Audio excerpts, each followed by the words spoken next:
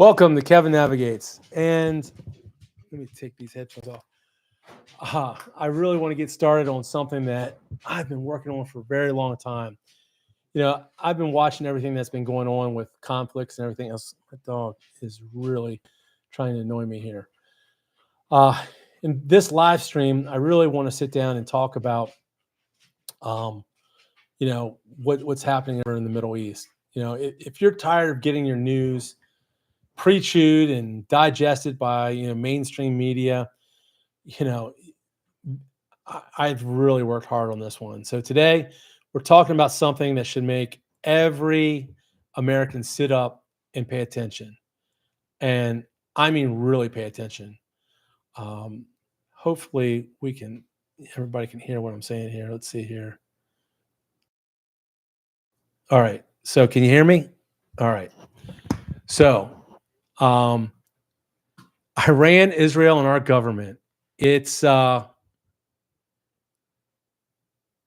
it's giving me serious deja vu. The kind of deja vu that makes you wonder if we're all living in some kind of twisted Groundhog Day movie. You see those headlines screaming at you from every news app on your phone. Urgent, Tehran evacuations ordered. Breaking, Israel strikes hit Iran. Trump returns early from summit. All this sound familiar? It should, because we've been here before, folks, multiple times. Actually, if you go back and look at 2003, the boogeyman was Saddam Hussein.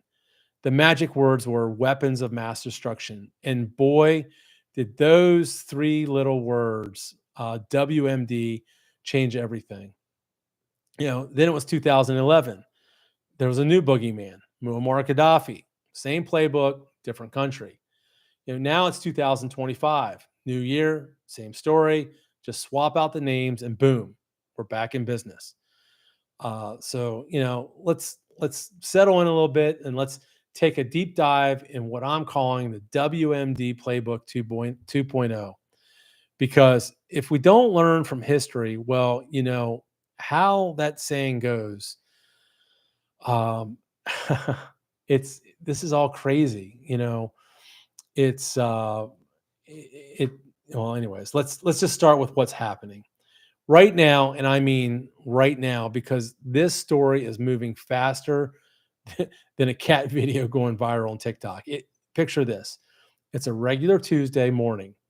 You're sitting there, you're scrolling through your phone and, probably procrastinating on what you're going to get done that day. And suddenly your news feed explodes. Trump cuts G7 summit short. He rushes back to Washington, D.C. Okay, that's unusual.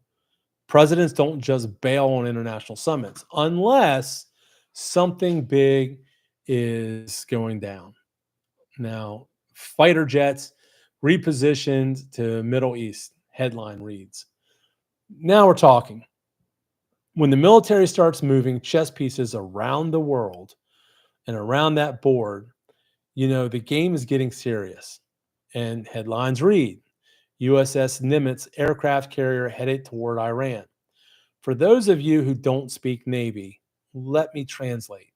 That's about 90 aircraft and 5,000 soldiers, that are headed to a different part of the world.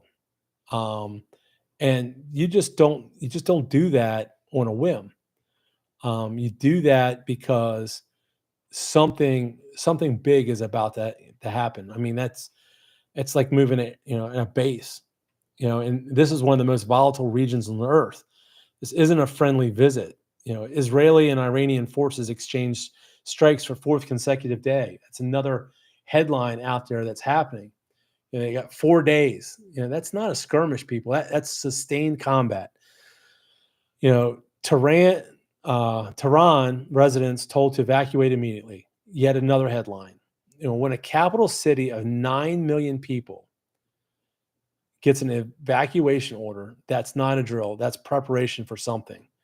And it's typically something pretty big. What that is, I don't exactly know what that what that is going to be.